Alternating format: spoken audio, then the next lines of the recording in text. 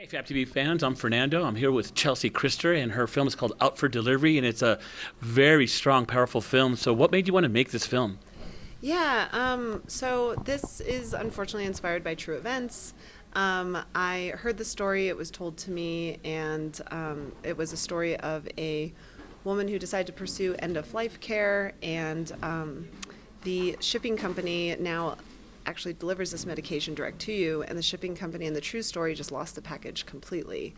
And when I heard this story, I chuckled, and when I found myself laughing at what I thought was the most tragic thing I've ever heard, I was like, okay, what is that? Why do I find that funny? Do I find it relatable? Do I find it frustrating? And so I basically took those feelings and just wrote it into a short film. I wanted to explore why I was maybe feeling frustrated by that. And what I found was this sort of satirical exploration of how there are these systems in place, this technology, these apps, these things that make everything so much more convenient and better for us, but really it's just depriving us of human connection and, in the end, our own dignity.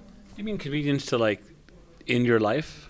I mean, convenience, like shipping, we get like updates where it's just like, oh, your package is being delivered. Your package is going to be here between 12 and 4. Oh, actually, it's going to be 4 and 8 now. Oh, no, we lost it, Gotcha.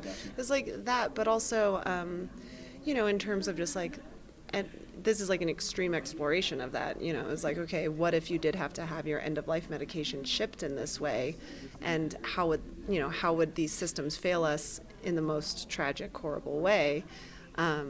And it's like,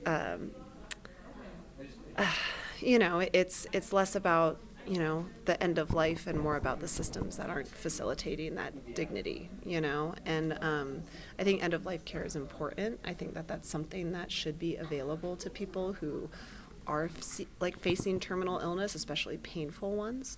But yeah, in this instance, I was more so trying to dig into just the infrastructure that exists and how tech is now integrating into everything in our lives and trying to make things easier for the consumer when really it's just becoming more disconnected. You were just saying right now that this is relatable to you. What do you mean this is relatable to you? I mean, has anyone tried to get a package shipped, Just a package. order? I meant like in the Like in end of life in care? the life care. End of yeah. life care? No, Okay. no. But I do feel like, we operate right now in the United States in a healthcare system that doesn't offer us a whole lot of dignity. We have,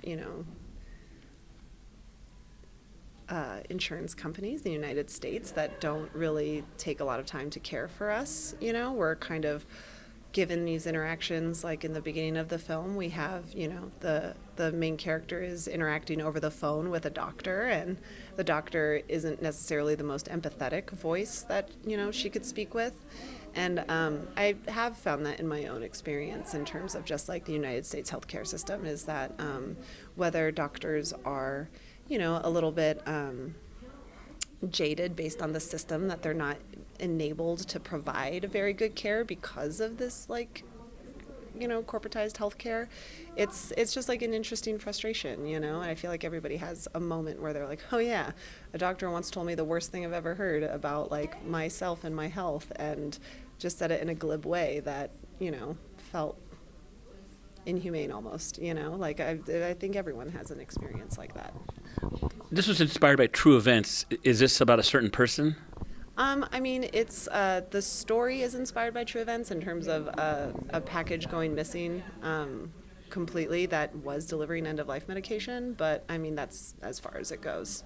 Okay. And what's been the reception on your film so far?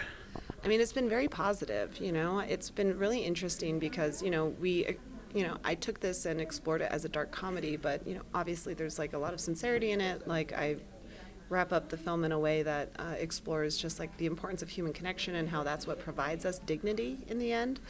But the reception so far has been really positive. I feel like all of us have a story or a feeling or a moment where we are frustrated with the way services have become, here in the U.S., whether it's like shipping or healthcare or, just any type of interaction that we have has this digital device that's separating us from each other.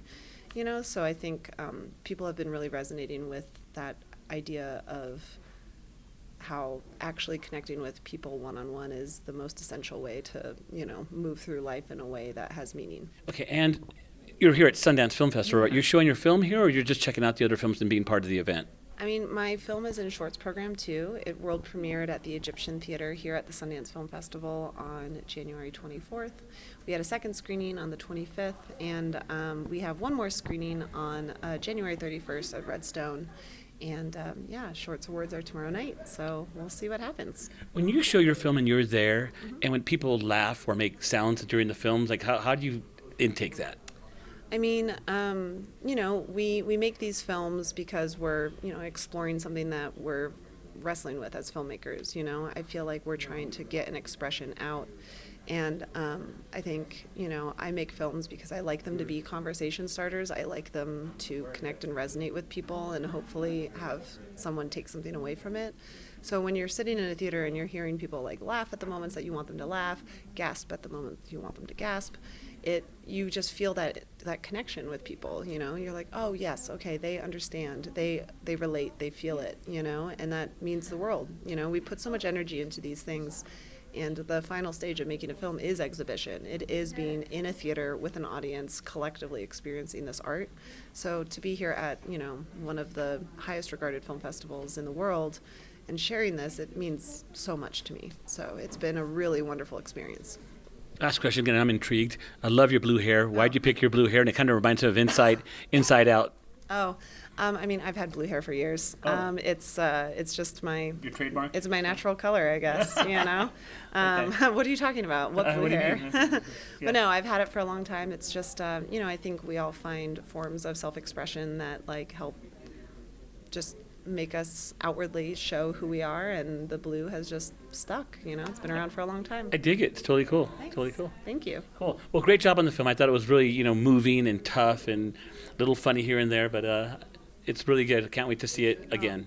Awesome. Thank you so much. Thank you Okay. for watching. Okay, thank you. Mhm.